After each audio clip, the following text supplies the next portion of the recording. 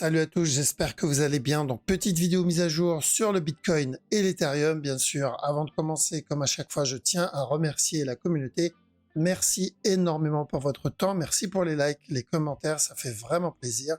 N'hésitez pas à me suivre sur Twitter, vous avez le lien dans la description. Et sans plus tarder, on va attaquer la vidéo. Let's go.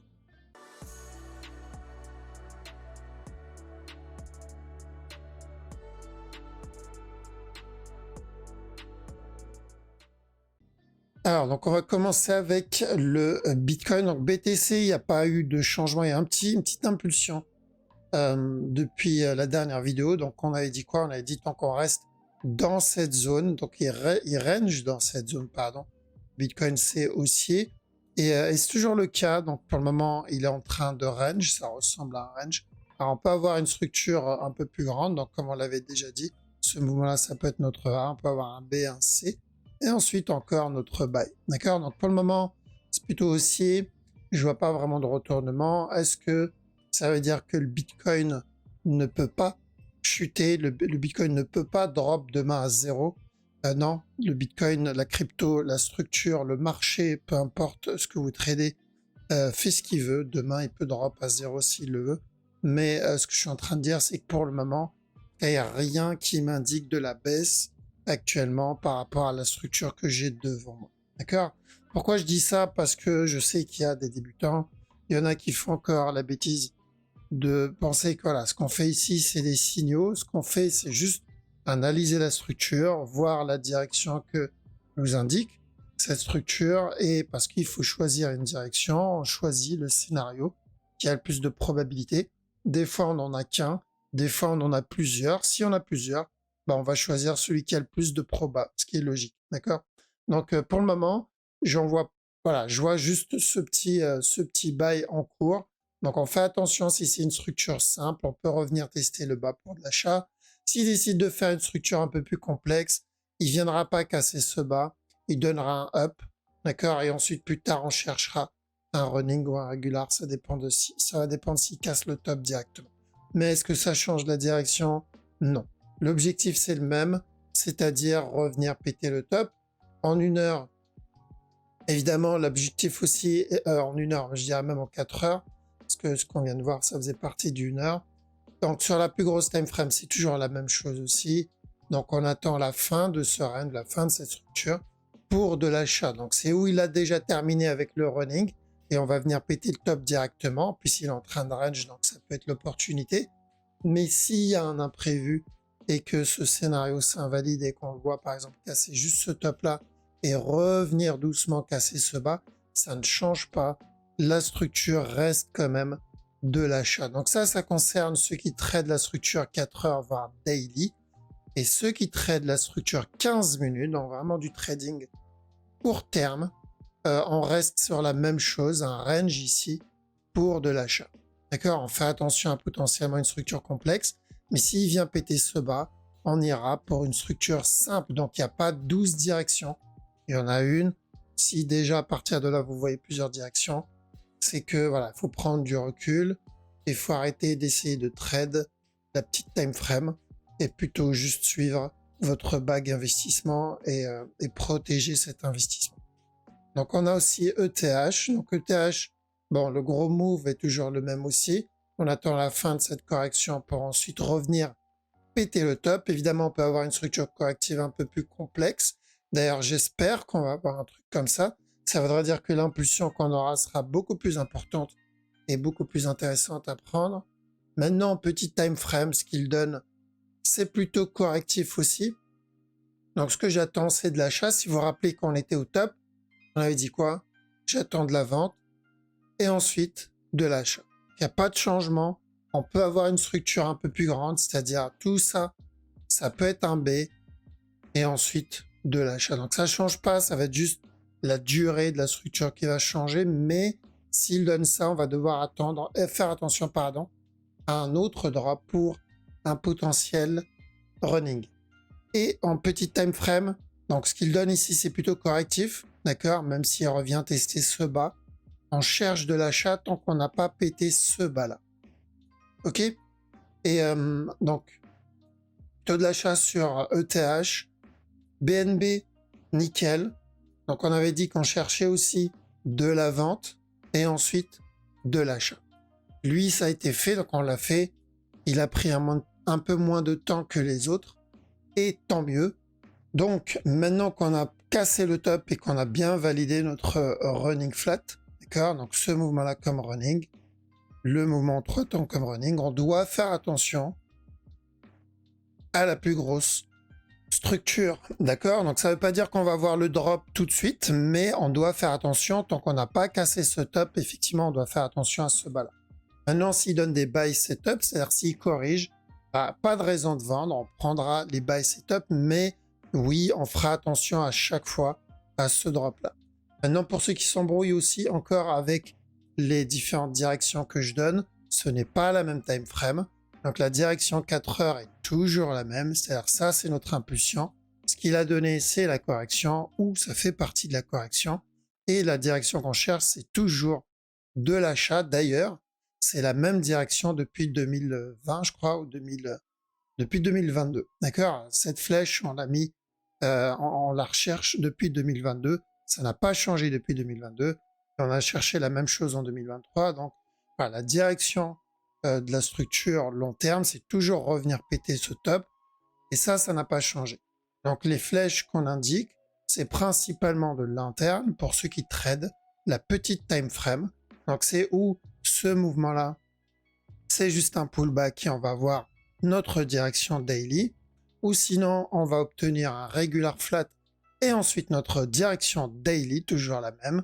Ou sinon, s'il vient péter ce top, d'accord, on va avoir notre running flat et ensuite notre même direction daily. Donc, si c'est en dessous de daily, les directions que vous voyez ici, c'est par exemple pour un running ou un potentiel regular flat, ça concerne uniquement ceux qui tradent la petite time frame. C'est-à-dire si on n'a pas la capacité de trade ça et la connaissance de trade ce genre de mouvement, qui sont contre la tendance daily, on reste à l'écart et on se concentre sur la structure daily. D'accord? Parce que c'est pas le même game de vouloir prendre le fractal. Fractal, il faut connaître la méthode, il faut connaître les stratégies qui vont avec, il faut avoir le management, le money management, et aussi il faut avoir le mindset qui va avec. C'est pas juste je rentre dans un trade, moi c'est bon, Kim il a dit que c'était de la vente, c'est que c'est bon, c'est de la vente. Okay. Donc ça ne marche pas comme ça. Donc en tout cas, bien joué à ceux qui ont pris le running, c'était plutôt propre. Donc il n'a pas trop traîné contrairement aux autres. On fait attention, comme j'ai dit, au potentiel C. Maintenant, ça ne veut pas dire qu'on vend tout de suite. Là, j'ai pas de setup de vente, surtout si on le voit range en plus. Bon, ça sera une raison supplémentaire de rester dans le trade. Et ensuite, on a notre DOT. Alors, le DOT, apparemment, ça dépend du... non, c'était le GLD où ça dépendait du broker. DOT, c'est toujours le running. DOT, c'est toujours potentiel running. Revenir péter le top, donc la direction, c'est toujours de l'achat pour le moment. Il peut donner une structure complexe. C'est-à-dire, si je le vois traîner ici pendant longtemps et donner un nouveau plus bas, bon, ça sera toujours de l'achat, mais on ira pour une structure un peu plus grande, donc ça va traîner un peu plus longtemps. Mais pour le moment, on reste sur un simple running en petite time frame. Alors, ici en petit TF, j'ai toujours ce potentiel running, d'accord? Donc le A, le B, le C, et il est censé revenir péter le top directement, d'accord? Donc ça, c'est le scénario classique qu'on avait vu, si vous vous rappelez qu'on était au top. L'autre possibilité, parce que si c'est un running, il est censé revenir péter le top, sauf que là, je le vois plutôt corrigé. Ce qu'il donne ici, c'est plutôt correctif, donc je ne serais pas étonné de le voir redonner un nouveau plus bas. Par contre, s'il donne un nouveau plus bas, c'est pas grave. Le mouvement, ça reste quand même un regular flat. Et je chercherai quand même encore un autre push. Donc on reste dans cette zone. C'est pas trop un souci. C'est juste une autre structure haussière qu'on va trade. D'accord? Donc ou un running en cours, mais dans ce cas-là, il est censé péter le top et ne pas casser ce bas. Mais s'il vient péter le bas, ça sera un regular. C'est aussi, mais ce sera pour une autre structure, un autre type de structure. D'accord? On a EGLD, donc c'est EGLD que je voulais aborder tout à l'heure. Donc EGLD, ça dépend apparemment des brokers. Il y a certains brokers qui n'ont pas cassé le bas. Après, je n'ai pas comparé avec tous les brokers, donc je suis resté sur Binance et Binance, il a cassé. Donc si effectivement le bas n'est pas cassé, alors le running est toujours bon. D'accord? Si le bas est cassé, on est obligé de prendre en compte la possibilité d'un expanding ou d'une structure corrective un peu plus grande. Okay? Donc, on va se concentrer sur la petite time frame pendant ce temps-là. Donc évidemment, ce que je cherche ici, c'est le running. Donc tant que ce bas n'est pas cassé, okay, je cherche de l'achat pour revenir péter le top. Ici, je fais attention potentiellement à une structure corrective. Il peut revenir tester ce bas, mais je retenterai les buy setup tant que je suis au-dessus de ce bas-là. Je retente les buy pour revenir tester le top très simple. Le Litecoin, il est parti. Donc, on a atteint notre objectif. Donc, si vous vous rappelez, on avait dit tant que ce bas n'est pas cassé aussi, on attend la cassure de la trend, une correction, et on cherche de l'achat pour revenir péter le top pour un running. Donc ça, c'est fait. Ceux qui sont dedans, bon, bien joué, mais il va falloir commencer à manager le trade, il va falloir commencer à prendre TTP. Il n'y a pas grand-chose à faire à partir de maintenant. Donc là, il va falloir attendre la suite.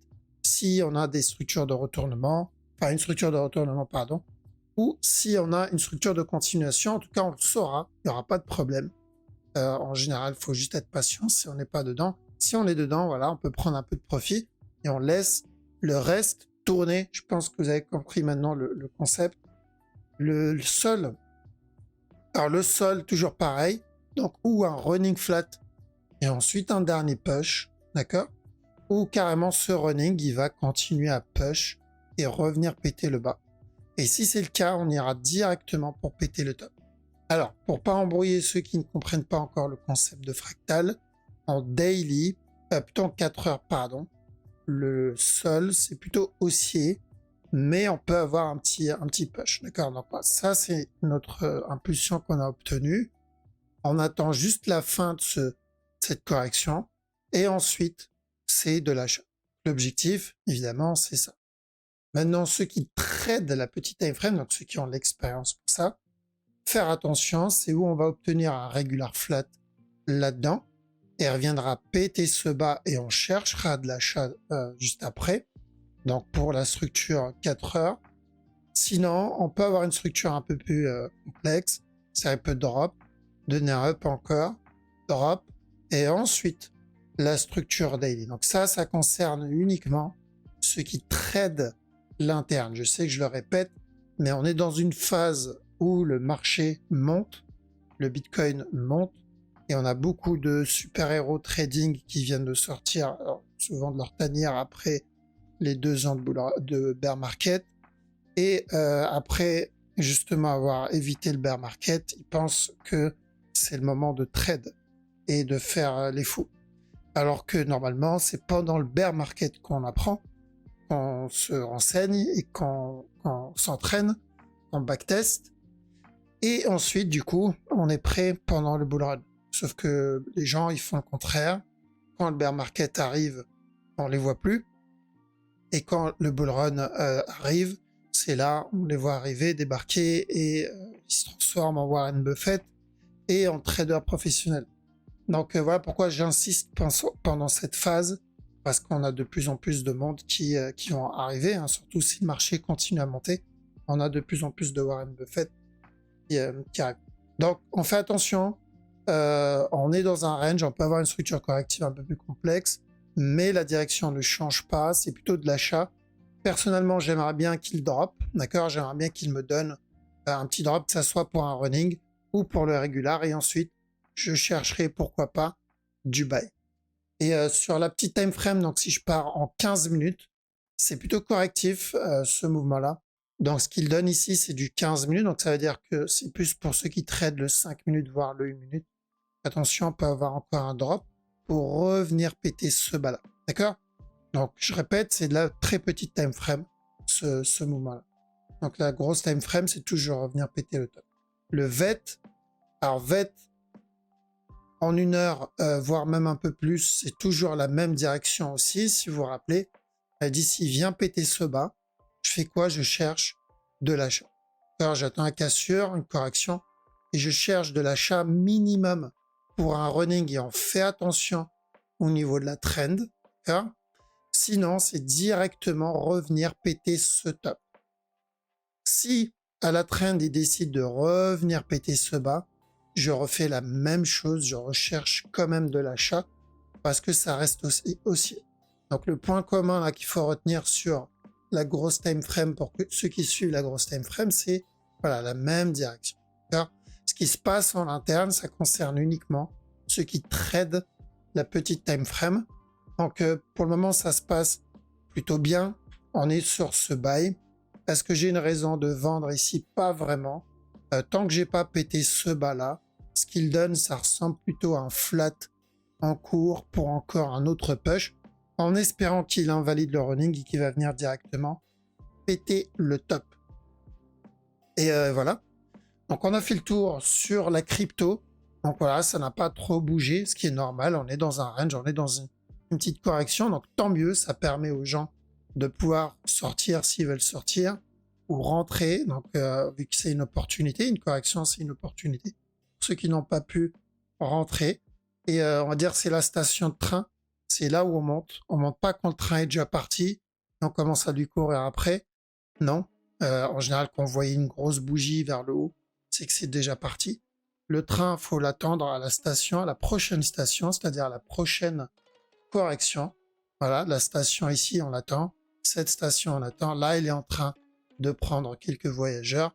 Tant qu'il ne revient pas à la prochaine station, on peut chercher plutôt des buy setup. C'est pas que quand le marché push, qu'on commence à rentrer, là c'est trop tard.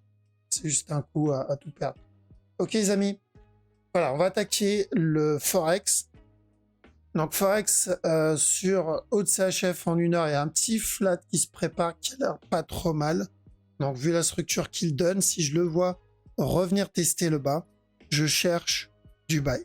Donc l'objectif c'est de revenir péter le top. Après évidemment j'oublie pas la possibilité que le move qu'il est en train de donner c'était notre running, c'est-à-dire le A ici. Le B, si vous vous rappelez, on cherchait de la vente et ensuite de l'achat. Donc ça peut être déjà le running en cours. Si c'est le running, il ne viendra pas tester le bas, il viendra directement péter le top, mais l'objectif est le même, c'est-à-dire revenir casser le top. Aude JPY. Alors au JPY, j'aimerais bien voir un petit running flat là-dedans. Donc tant qu'on n'a pas cassé ce top, ce que je veux voir c'est un drop. D'accord, revenir tester ce bas-là. Donc je chercherai plutôt du running tant qu'on n'a pas cassé le top précédent.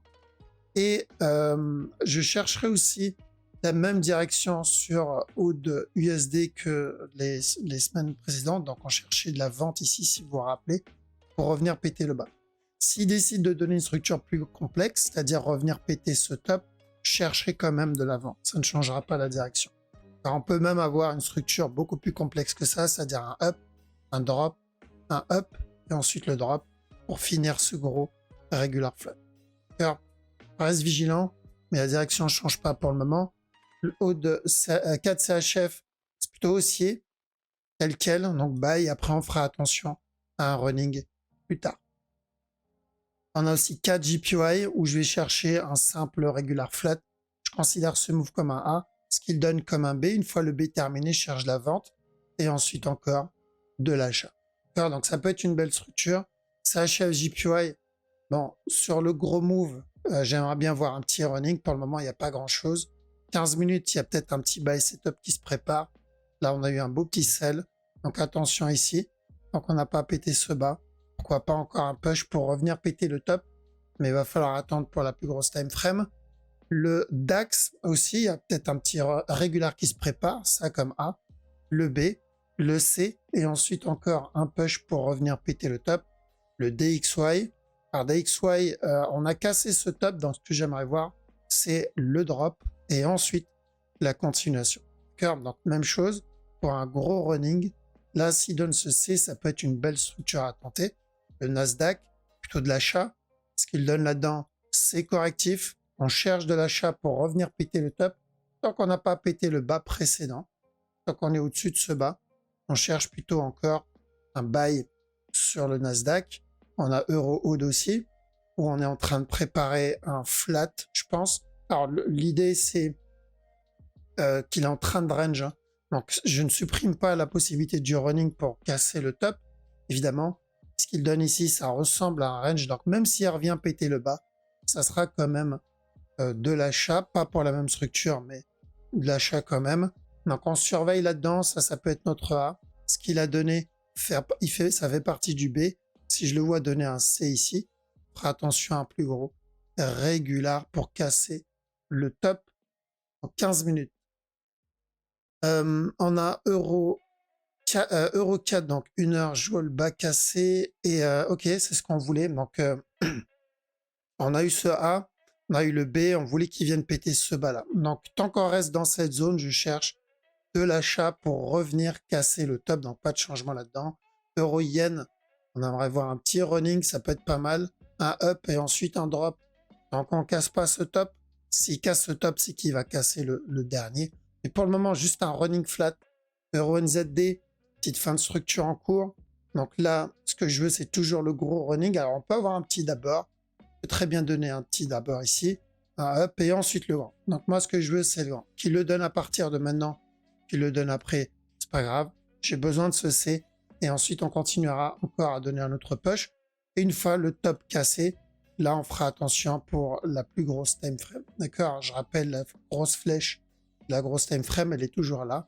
On l'a mis, il me semble, on a dû la mettre quand on était au top. Je crois que c'était en 2020, à peu près.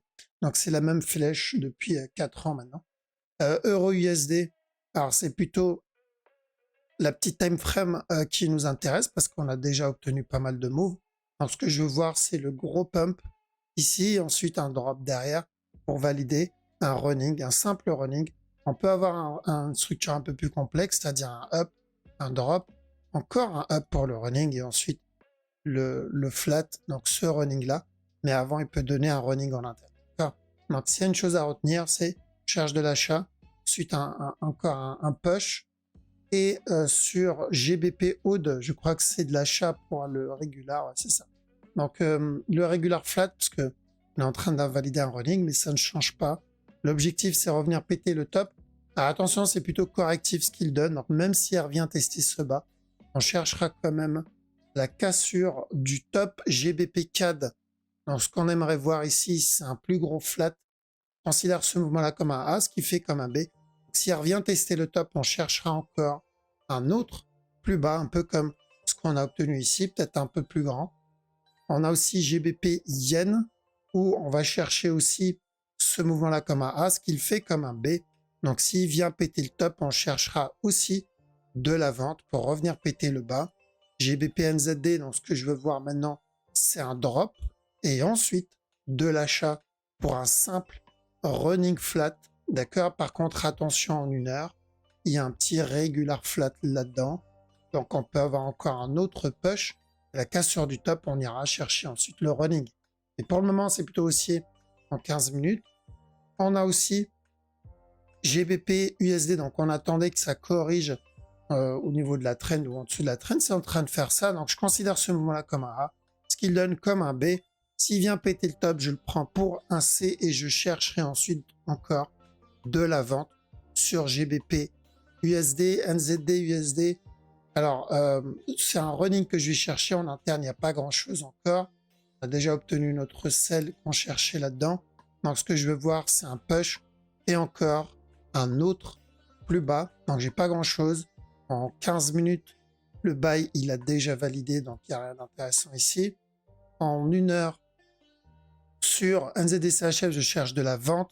Donc, revenir péter ce bas et ensuite encore de l'achat. D'accord? Donc, pour moi, ce qu'il fait ici, ça fait toujours partie de la correction. Enfin, la correction est terminée. Là, on peut partir pour le buy. Pas de changement là-dessus aussi. On a NZD-JPY où on peut aller chercher maintenant un running. Ce mouvement, on peut le considérer comme un A. Ce qu'il donne comme faisant partie du B. Donc, ce que je veux voir, c'est un up. Et tant qu'on n'a pas cassé ce top, on peut aller ensuite pour encore un autre plus bas. On a USD CAD. Donc USD CAD, on n'a pas vraiment de... Alors, je ne sais pas s'il a pété le top. Ah, il n'a pas pété le top. Donc, on a obtenu le running. On est venu péter le top. On a eu le drop. Running flat validé. Et ensuite, il a bien confirmé ce running parce qu'on a cassé ce top-là. Donc, tant qu'on n'a pas pété ce bas, tant qu'on n'a pas cassé ce bas, en 15 minutes, c'est vraiment qu'en 15 minutes, on fait attention, on peut avoir encore un autre push. Si on le voit exploser et il vient péter le bas, c'est qu'on commence une autre structure, mais pour le moment, fais attention à ce potentiel régular On a USD JPY, donc on cherchait pour un flat aussi. Ça c'était correctif, on cherchait un C et ensuite le buy. Ça se passe plutôt bien, mais au lieu d'un régular, on est en train de valider un running. Donc je considère ce moment comme un A, ce qui donne comme un B. Chercher minimum un C pour revenir tester ce top, voire même venir valider notre running. S'il valide le running, je cherche ensuite de la vente et ensuite encore de l'achat pour le plus gros running flat. Ça peut être une belle structure s'il valide ça. US Oil, nickel, c'est ce que je voulais. Donc on a eu ce drop. On est en train de faire un B. S'il donne le C, on cherche de la vente. Donc tant que le top n'est pas cassé, on va chercher des CLC top. Et ensuite de l'achat encore pour revenir péter le top. Le silver, on cherche un plus gros B aussi. Donc, alors je fais attention au cas où il y a un genre d'expanding dégueulasse en préparation. Donc si je le vois revenir péter le bas, j'espère qu'il va l'invalider. Et ce que je veux, c'est considérer ce moment-là. Aujourd'hui, on le considère comme notre A. Et ce qu'il fait comme un B, j'attends le C si je veux la continuation. Car ce serait embêtant qu'il donne l'expanding. Ça veut dire que le B, on l'aura plus tard. Mais même direction en tout cas, le gold a pété le top. On voulait un C d'abord. On voulait un C pour un régular et ensuite le buy. Donc maintenant, on veut un C pour un running et ensuite le buy. D'accord. Donc si on a un drop, ça peut être pas mal. Pourquoi? Parce que ça voudrait dire s'il donne pas ce drop quand on est dans un contracting, bon, c'est pas tradable. C'est pas tradable. Alors que s'il nous donne ce spike, voilà, il n'y a plus qu'à se baisser et ramasser, comme on dit, donc plus qu'à prendre le running. Il nous a donné une structure qui était intéressante à prendre, qui a bien payé. S'il valide un running derrière, ce serait nickel. Ok, voilà, donc on a fait le tour crypto, on a fait le tour Forex. Merci d'avoir regardé la vidéo jusqu'au bout.